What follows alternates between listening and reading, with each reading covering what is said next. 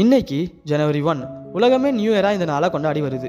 ஆனால் பல ஆயிரம் வருடங்களுக்கு முன்னாடி மார்ச் 1 தான் நியூ இயராக கொண்டாடப்பட்டு வந்திருக்குன்னு சொன்னால் நம்ப முடியுதா? நம்ப முடியலல்ல.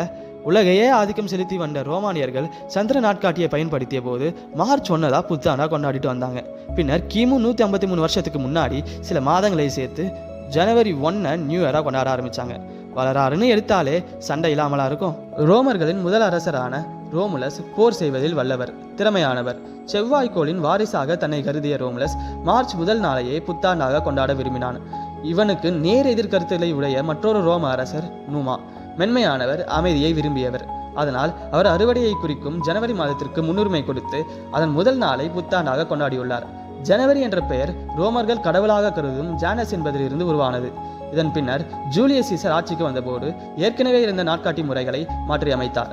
தொடர்ந்து ஜூலியன் கேலண்டரை அடிப்படையாக வைத்து புதிய நாட்காட்டியை உருவாக்கி அதிலும் ஜனவரி 1 புத்தாண்டாக கொண்டாடி வந்தார். பின்னர் பல கேலண்டர்கள் மாற்றி அமைக்கப்பட்ட போதிலும் ஜனவரி 1 தான் புத்தாண்டு என்பதில் என்ற மாற்றமும் ஏற்படவில்லை. நம்ம இன்னைக்கு பயன்படுத்துகிற கேலண்டர் கிரிகோரியன் கேலண்டர் என்பது குறிப்பிடத்தக்கது.